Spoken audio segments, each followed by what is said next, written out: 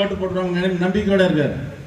இந்த செயல் வீரர் கூட்டத்தில் நான் சொல்ல வேண்டிய ஒரே விஷயம் என்னன்னா, அவருடைய திறமை என்ன தெரியுமா? இந்த தேர்தல் சட்டமன்றத்தில் இந்த தொகுதி நல்லாவே தெரியும். 23 ஆண்டுகளுக்கு முன்னால்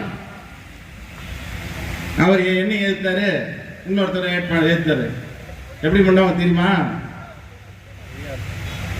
இந்த தடவை பாலன் வந்து வசதியானவர், எங்க கிட்ட ஒட்டுமே இல்லை, என்னென்ன இருக்குதுன்னு சொன்னாங்களோ உங்களுக்கு எல்லாரும் தெரியும். கரெக்டுங்களா? நாமளா இருப்போம். அவன் என்ன பண்ணுவாங்கன்னா, இப்ப ஏன் இதை சொல்றேன்னா, செயல் வீரர்கள் தான் புரிஞ்சுக்கணும். தெரியும் உங்களுக்கு எல்லாரும், என்னை விட அதிகமா தெரியும். ஏன்னா நீங்க சொல்லிதான் நானே தெரிஞ்சுக்கிட்டது. எப்படி வருவாரு? அவருக்கு வேலை செய்யறவங்க பார்க்க மாட்டாரு. அவருக்கு வேலை செஞ்சவங்களுக்கு அவருக்கு தெரியாது. எதிர்த்து யார் வேலை செய்யறானோ அவனை நல்லா தெரியும். எதிர்த்து வேலை செய்யற வீட்டுக்கு போய் கையில காலில் விழுந்து காசு பணம் யாருக்கா ஏமாந்தா ஆசைப்பட்டாங்கன்னா, பதவிக்கு ஆசைப்பட்டாங்கன்னா, அவங்களுடைய செயலை குறைப்பதற்கான வேலை செய்வார். இப்ப பாராளுமன்ற வேட்பாளர் இருக்கிறார், இதை தான் அவர் செஞ்சுக்கிறார். யாரெல்லாம் எதிர்த்து வேலை செய்யறானோ அவங்க போன் மட்டும் பண்ணுவார். அவருடைய செயல் அதான். அவர் நினைச்சிட்டு இருக்கார் ராஜதந்திரி. நம்ம எப்பொழுதும் ராஜதந்திரி யாரும் இருக்க முடியாது. ஏன் சொல்றேன்னா, இந்த ஆட்சியை பத்தி நான் ஊழலெல்லாம் பேசல, இன்னும் நிறைய இருக்குது. என்ன பேசுறதுக்கு நேரம் இல்லை. நான் பேசலாம், நிறைய பேசுவேன். ஆனா நான் இது வரைக்கும் மீட்டிங் பேசுறதே கிடையாது. இதுதான் ஃபர்ஸ்ட் டைம் மீட்டிங் நான் உங்ககிட்ட பேசுறேன். மக்களோட சேர்ந்து மைக்கு பிடிச்சி பேசுறது இதுதான் ஃபர்ஸ்ட் டைம். நான் 10 பேர் கூட சேர்ந்து பேசுவேன், ஜாலியாக பேசுவேன், அவ்வளோதான் எனக்கு தெரியும். ஆனால் என்ன சொல்றாருன்னா, பாண்டிச்சேரிக்கு நான் போனா நான் தேர்ந்தெடுக்கப்பட்டால் பாராளுமன்றத்தில் போராடி பணம் தருவோம், வாங்கி தருவோன்றார். என்ன சொல்றாரு? போராடி வாங்கி தருவார். ஏன்னா அவருக்கு தெரியும், போராடினா தரமாட்டாங்க, எது போனாலும் தராது. இப்போ எல்லாம் ரெக்கார்ட் பண்ணி வச்சிருக்கீங்க. போன வருஷம் என்ன பேசணும் அது இப்போ போடுறீங்க. இதை இப்போ நான் சொன்னேன்னா அடுத்த வருஷம் கேட்பீங்க. அடுத்த வருஷம் வரும்போது என்னால் பணம் வாங்கி தர முடியாது. அதனால இப்பயே போட்டுறாரு, போராடி பெற்று தருவேன்றார். இதுதான் அவருடைய நிலைமை. அவர் இன்னும் பேசவே இல்லை. அவர் ஒரு சட்டமன்ற உறுப்பினராக இருந்தார், அமைச்சராக இருந்தார், 20 வருஷம் இருக்காரு. 20 வருஷமா இருந்து என்ன பண்ணாரு? 2-3 விஷயம் தான் இப்ப பேசினாரு பத்திரிகையாளர் சந்திப்புல. என்ன சொல்றாரு? காங்கிரஸ் கட்சி டெபாசிட் இருக்கணும்ன்றாரு. ஏன்னா எல்லாம் என் கூட போயிட்டாங்க. உன் கூட போனா சொல்றீங்களா, ஒரு லிஸ்ட் படிக்கிறல்ல, மல்லாடி கிருஷ்ணராவ் அவர் வந்து போயிட்டாரு. அதனால வந்து நீங்க அவரு எனக்கு ஓட்டு வாங்கி கொடுத்துருவாரு. சிவகுழந்தை என் கூட போனாரு, வந்துட்டாரு, அவர் ஓட்டு வாங்கி கொடுத்துருவாரு.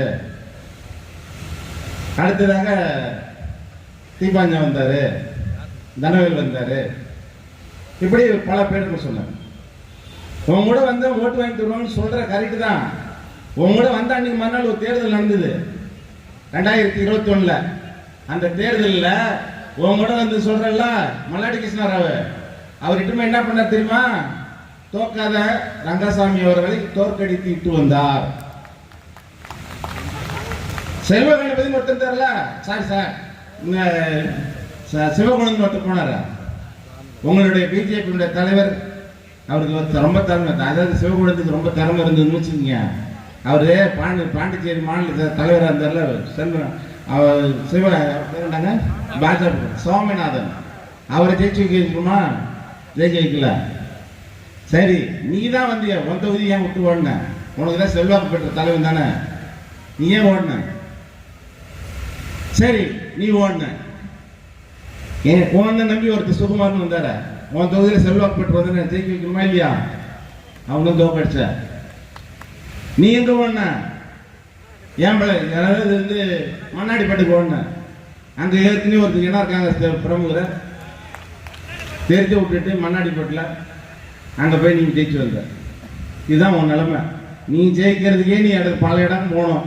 நீ சொல்ற காங்கிரஸ் கட்சியும் மக்கள் வந்து உனக்கு முன்னாடி இருக்க மாதிரி ஆணவம் கொள்ளாது. வாழ்க்கையில் சக்கரம் ஒரு பக்கம் நினைக்க கூடாது. சக்கரம் மேலும் வரும், கீழே வரும். கீழே வர நேரம் இதுதான். இதுதான் நிலைமை. உண்மையா இதை தாண்டி சொல்றேன். திரு மதிப்பிற்குரிய ரங்கசாமி அவர்கள், அவர் என்ன பாடுபடுத்துறீங்க தெரியுமா? இந்த கூட்டணி ஆட்சி தானே இவ்வளவு பேசுறாரு ரங்கசாமி அவர்கள். அவருடைய மனசாட்சியை தொட்டு சொல்லுங்கள். இந்த 3 ஆண்டுகளில் இந்த மத்திய அரசாங்கத்தோட கூட்டணியா செஞ்சீங்களே, உங்களுக்கு எல்லாம் கிடைக்கும் சொன்னீங்களே, மக்களுக்கு எல்லாம் கிடைக்கும் சொன்னீங்களே, உங்களுக்கு கிடைச்சதா? நீங்க கேட்ட ஒரு தலைமைச் செயலாளர் உங்களால் மாற்ற முடிந்ததா? மனசாட்சியோடு சொல்லுங்க பார்ப்போம். விவாதிக்க என்றும் தயாரா இருக்கிறோம். ஒரு தலைமைச் செயலாளரை மாற்றது 2.25 வருஷம் ரங்கசாமி போராடினாரு. மத்தியிலும் மாநிலத்திலும் ஒரே ஆட்சியா இருந்தா தேனாரும் பாலாரும் ஓடினீங்க. ஆனா பீராறு தான் ஓடி நிக்குது. மக்கள் எல்லாம் சொன்னாங்க, சார் பாரெல்லாம் திறக்கிறீங்க, மூடுங்க சார். என்கிட்ட வரிக்கு பணம் இல்லைன்னு. ஏன் அப்ப தெரியலையா பணம் இல்லைன்னு? பணம் வந்து தானா தர மாட்டாங்க. மக்கள்கிட்ட இருந்து வரி வாங்கினாதான் உங்களுக்கு பணம் தருவாங்க. ஆக உங்களுக்கு வரி வாங்கறதுக்கும் மனத்துக்கும் உங்களுக்கு பணம் இல்லை. இதை தாண்டி உங்களுக்கு தேவையானதெல்லாம் என்ன செஞ்சீங்க? இந்த ஆட்சி அமைச்சத, இந்த ஆட்சியில் கூட வந்து இருக்கிறாங்க சட்டமன்ற உறுப்பினர்கள். அவருக்கு உங்களால் ஒரு வாரிய தலைவர் போட முடிஞ்சதா? எல்லாம் தானே சப்போர்ட் பண்றாங்க. உங்க கட்சிக்காரர் உழைச்சாங்க, அவங்களுக்கு போட முடிஞ்சதா? இல்ல போட உனக்கு மனம் இல்லையா? இல்ல அந்த மத்திய அரசாங்கத்துக்கு உங்களுக்கு அந்த அனுமதி தரவில்லையா? நியமன எம்எல்ஏ எல்லாம் அவங்க எடுத்துக்கிட்டாங்க. பார்லிமெண்ட் உறுப்பினர் அவங்க எடுத்துக்கிட்டாங்க. பார்லிமெண்ட் உறுப்பினருக்கு நிக்கிறதுக்கு வேறு நியமன எம்எல்ஏ, நியமன பாராளுமன்ற உறுப்பினர் ராஜ்யசபாவுக்கு அவங்க எடுத்துக்கிட்டாங்க. ஆனா மக்களை சந்திக்கிறதுக்கு அதையும் அவங்க எடுத்துக்கிட்டாங்க. இப்ப டெஸ்ட் பண்ண வந்துக்கிறாங்க. யாருக்கு செல்வாக்கு இருக்குது? இந்த செல்வாக்கு இருந்ததுன்னா மறுபடியும் என்ன கீழே இறக்கி விடலாமா? அதுக்கு தான் இப்ப டெஸ்ட் பண்ண வந்துக்கிறாங்க. பாரதிய ஜனதா கட்சியினுடைய செயல்பாடு என்னன்றது சொல்லிடுறாங்க. மக்களை பத்தி சந்திச்சதே கிடையாது, சிந்திச்சதும் கிடையாது. அவங்களுடைய செயல்பாடு என்னன்னா 2 விஷயம் சொல்றேன். மகாராஷ்டிராவில் சிவசேனான்ற ஒரு கட்சி, பால் தாக்கரே அவர்களோட உருவாக்கப்பட்ட கட்சி. அந்த அவருடைய பிள்ளைதான் கட்சியினுடைய தலைவர். அவர் கட்சியை உடைச்சி ஏக்நாத் ஷிண்டே கொடுத்துட்டாங்க. எப்படின்னா அவங்க தேர்தலில் ஏறுமதி கூட்டணி வச்சுக்கோங்க, அவங்க தோல் மேலே ஏறிக்குவாங்க, ஏறிமே அவனே வச்சுருவாங்க. இதுதாங்க நடந்தது. நமக்கு எல்லாம் கிட்ட சொல்றேன், அதிமுக ஒரு கட்சி இருந்திருக்கோம். அந்த கட்சியை 2 உடைச்சி அந்த தோல் மேலே ஏறி அவங்களையே எல்லாத்தையும் பாராளுமன்றத்தில் எல்லாத்துக்கும் அவங்களுக்கு பயன்படுத்திக்கின்னு அந்த கட்சி மேலே ஏறி அந்த கட்சியை உடைச்சிட்டாங்க. உடைச்சதும் இல்லாம அவங்களுடைய தலைவி ஜெயலலிதா வந்து தரக்குறவா பேசுறாங்க. அங்க ஒரு அண்ணாமலை, அந்த அண்ணாமலை சொல்லுது, நான் காசு கொடுக்க மாட்டேன், ₹1 கூட கொடுக்க மாட்டேன்னு. நான் கொடுக்க மாட்டேன்னு என்ன மத்தவங்க கொடுப்பான்னு அர்த்தம். அப்ப பிஜேபியில் நிக்கிற அத்தனை வேட்பாளரும் பணம் கொடுக்க தயாராகிறாங்க. நான் அவர் மட்டும் தான் கொடுக்க மாட்டேன்னு சொல்றேன். நான் இங்க சொல்றேன், பாண்டிச்சேரி உங்க வேட்பாளர் காசு கொடுக்காம நிக்க தயாரா?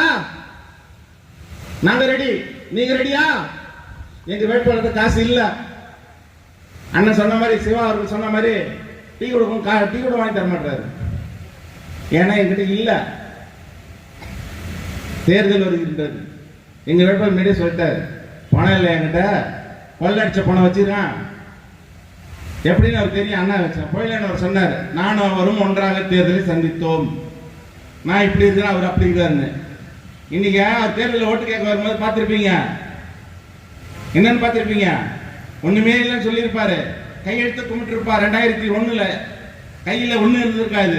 இன்னைக்கு பாருங்க, அவருடைய கைகளில் வெறும் வைர மோதிரங்களாக இருக்கின்றன. இன்னைக்கு நான் சொல்றேன், இன்னைக்கு கைட்ட மாட்டாரு. ஏன்னா அதுலதான் ராசி இருக்குது.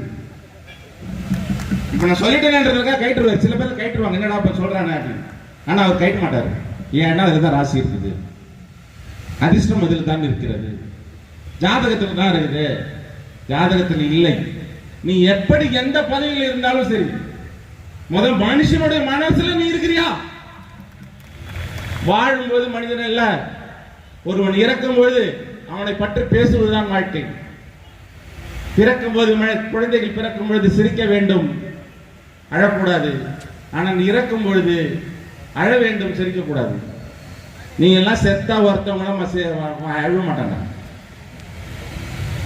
இதான் உண்மை. நீ ஜெயிப்பதற்காக எந்தெந்த சித்து விளையாட்டுலாம் விளையாடுவ. இந்த சின்ன வயசுல இந்த பதவி சுகத்திற்கு பணத்திற்கு நீ எந்த வித்தை வேணா செய்வ. இதைத்தான் இந்த மோடி சர்க்காரம் செய்யும். நமச்சிவாயம் அவர் முன்னே சொல்றாரு, நம்முடைய தமிழகத்தினுடைய தாணை தலைவர் டாக்டர் கலைஞர் அவருடைய ஒரே ஒரு வரி, வீழ்வது நாமாக இருப்பினும் வாழ்வது தமிழாக இருக்கட்டும் என்பார். அந்த தாணை தலைவனுடைய கலைஞனுடைய மகன் சொல்லுகிறார், என்னுடைய எதிர்கட்சி வேட்பாளர் பார்த்தா எத்தனை கட்சி மாறினான்னு தெரியலன்னு சொன்னாரு. ஒரு சாதாரண விஷயம், எல்லா கட்சி மாறாங்க, யாரும் இல்லை சொல்லல. நீ உடனே பெரிய அறிவாளி மாதிரி நான் வளர்ந்து விட்டேன். என்னை பார்த்து தமிழகத்தினுடைய தலைவர் சொல்றாரு, உன்னை பார்த்து சொல்லல, எல்லா கட்சி மாற நிறைய பேர் இருக்கிறான், ஆனா கட்சி மாறதுக்கு காரணம் சொல்லுவான், எல்லாம் ஒரு கொள்கை பிடிப்பு சொல்லுவான், எனக்கு அந்த கட்சி பிடிக்கல சொல்லுவான். ஆனா நீ அப்படி அல்ல. உன்னுடைய முகத்திற்கு முன்னால் முதல்வர் பதவி என்ற ஒரு ஆசையை உருவாக்கினால், ஏன் சொல்றேன்னா இவரே சொல்ற, என்ன காங்கிரஸ் என்ன பயன்படுத்திக் கொண்டார்கள் சொன்னார். இவர் சொன்ன வார்த்தை தான், நான் எது புதுசா சொல்லல. இந்த வார்த்தைகள் அத்தனையுமே அவர் சொன்ன வார்த்தை, இந்த தேர்தலில் சொன்ன வார்த்தை சொல்றேன். அவருடைய முகத்திற்கு முன்னால் ஒரு மாடு இருக்குதுன்னா, அந்த மாட்டுக்கு முன்னாடி பச்சை புல்ல காட்டினா அதுக்கு எதுவும் தெரியாது, அது பின்னாடியே வரும். புல்ல காட்டினே போனீங்கன்னா பின்னாடியே மாடு வந்து நம்ம கூட வந்து இருக்கும். அமைச்சராயத்துக்கு முன்னாடி முதல்வர் பதவி தரேன்னா நீ எல்லாத்துக்கும் போயிட்டு தான் இருப்ப. இதுதான் புரியுதுங்களா? இதுதான் வித்தியாசம், நிறைய வித்தியாசம். அதனால கட்சிமா தமிழகத்தினுடைய தலைவரை பத்திலாம் நீ பேசுற அளவுக்கு நீ பெரிய மனுஷன் கிடையாது. அவங்க சொல்றாங்கன்னா கேட்டுக்கலாம், ஐயா தப்பு தான், சரி வந்துட்டேன் ஏதோ வந்துட்டேன், என் வசதி இல்லை. இப்ப நீ சொன்னீங்க காங்கிரஸ் கட்சி என்னை தவற இருந்த நபர்களே என்னை தவறாக பயன்படுத்தினாங்க, நாளைக்கு வந்து பிஜேபியில் இருந்தவர்கள் என்னை தவறாக பயன்படுத்தி சொல்ல மாட்டியா? சொல்லுவேன். ஏன்னா நாளைக்கு எந்த கட்சியும் உங்களுக்கு தெரியாது, கொள்கை கிடையாது. உங்களுக்கு தேவை பதவியும் பணம் தான். மாமனார் வீட்டுன்னு போறார், மருமகனை தேர்தலுக்கு ஊர் ஊரா சுத்துறாரு. என்ன சொல்றாரு, ரேஷன் கடை திறக்க முடியல, 3 வருஷமா முதல்ல ரேஷன் கடை திறக்க முடியல, ஒரு சிஎஸ் மாற்ற முடியல. ஆனா உங்களுக்கு ரெஸ்ட் பார்மெண்ட் திறக்க முடியுதா? ஆனா மாப்பிள்ளைய பக்கத்தில் வச்சு சந்தோஷம் பண்ண சொல்லி, இந்தியாவில் 400 சீட்ல நம்ம பிஜேபி ஜெயிச்சிடும், நீ மந்திரி ஆயிடுவோம், ஏன்னா கீழே இறங்கி ஓடுற போறோம், சீட்டு கிட்டு தோத்து காங்கிரஸ் ஜெயிச்சிருன்னு சொன்னா வேட்பாளர் இறங்கி ஓடுற போறான்னு பயப்படுறாரு அவரு. ஏன் போன தேர்தல்ல ஒரு வேட்பாளர் நிட்டார் என்ஆர் காங்கிரஸ்ல, அந்த வேட்பாளர் இட்டும் போக வேண்டியதானே, வந்தாரா? ஆனா மறுநாள் மட்டும் இட்டும் போறாரு, சுத்தி வர. இதுதான் நீங்க நடக்கிற நிலைமை. ஏன்னா என்ன கண்டிஷன் தெரியல, அவருக்கு என்ன நிர்பந்தம் தெரியல. ஆனா வேலை செய்யற மாதிரி ரொம்ப ஸ்லோவா பண்ணிட்டு இருக்காரு. இல்லைன்னா என்ன நடக்கும்னு அவருக்கு தெரியாது. அது வீட்டில் பிரச்சனை வருமோ இல்லை சென்ட்ரல் இருந்து பிரச்சனை வருமோன்னு அவருக்கு புரியல, நமக்கும் அது தெரியாது. இன்னொரு சொல்றாரு, ஒரு சட்டமன்ற உறுப்பினர் வந்து மந்திரியா இருக்காரு. இன்னைக்கு ஆர்டின்னு ஒரு கொலை வழக்கு, ஒரு பெண் குழந்தை பாலியல் பலாத்காரத்தில் கொலை செய்யப்பட்ட குழந்தை, அதை பத்தி சொல்றாங்க. என்னங்க நம்ம ஊர்ல ட்ரக்ஸ் இருக்குது, கஞ்சா இருக்குது. இன்னைக்கு நிச்சயமா கஞ்சா தான் இந்த பாண்டிச்சேரி ஃபுல்லா இருக்குது. பிஜேபி சொல்ல எங்க வேணா சொல்ல, ஆனால் நடிக்க எல்லாம் வர்றதெல்லாம் குஜராத்ல இருந்து தான். அவங்க தான் சொல்றாங்க நாங்க தான் அங்கே பிடிச்சோன்னு. அதனால இந்தியா பூரா வந்து இருக்குது, பாண்டிச்சேரி ஃபுல்லா வருது. எங்கெங்கெல்லாம் காலி பிளாட் இருக்குது அங்கெல்லாம் ட்ரக்ஸ் இருக்குது. ஆனா நீ ஒரு அமைச்சர் என்ன சொல்லணும், நாங்கள் தொடர்ந்து நடவடிக்கை எடுத்துக் கொண்டிருக்கோம்னு சொல்லணும். அதெல்லாம் ஒரு அமைச்சருக்குள்ள அழக. அது காங்கிரஸ் காலத்துல இருந்து இருக்குதுங்க, காங்கிரஸ் காலத்துல இருந்து இருக்குன்னு தெரியுதுல்ல. அன்னைக்கு மந்திரியா தான் இருந்தா, எதிர்த்து குரல் கொடுத்தியா? எல்லாம் என்னுடைய உள்துறை அமைச்சர் இருந்தவர்கிட்ட போய் கேட்டு பார்த்தியா? சரி அது விடு. அதுக்கப்புறம் 3 வருஷம் பிஜேபியில உள்துறை அமைச்சர் நீ தானே இருக்கிற, அப்பதே உனக்கு தெரியல. அப்ப இன்னும் என்ன பண்ண, ஒரு உன்னுடைய கட்சியை சார்ந்த நபர் செந்தில்குமார் வெளியூர்ல படுகொலை செய்யப்பட்டார். இதுல என்ன பிரச்சனைனா கஞ்சா சம்பந்தப்பட்டிருக்கு என்று நான் சொல்லவில்லை, என்ஐஏ சொல்லுது, நேஷனல் இன்வெஸ்டிகேஷன் ஏஜென்சி சொல்லுது. அது வந்து கண்டுபிடிச்சு பார்த்தது. அதுக்கு என்ன பதில் என்ன தெரியல. அப்படிப்பட்ட கஞ்சா இந்த பாண்டிச்சேரியில் இருக்குது, அதை ஏற்றுக்கொள்ள தயாரா இருக்குன்னு சொன்னார். அதுதான் இன்னைக்கு வெற்றி அடைந்திருக்கிறது. எல்லா பிஜேபியோட ராஜதந்திரன் எல்லா எதிர்கட்சிகளையும் பிரித்து விட்டு ஜெயிப்பாங்க. அதான் அவங்களுடைய ராஜதந்திரம். இன்னைக்கு நம்முடைய ராகுல் காந்தி அவருடைய முயற்சியினாலும் அவருக்கு தோள் கொடுக்கின்ற அவரது சகோதரர்களாக ஏற்றுக்கொண்ட தமிழகத்தினுடைய முதலமைச்சர் ஸ்டாலின் ஐயா அவர்கள் தான் இந்த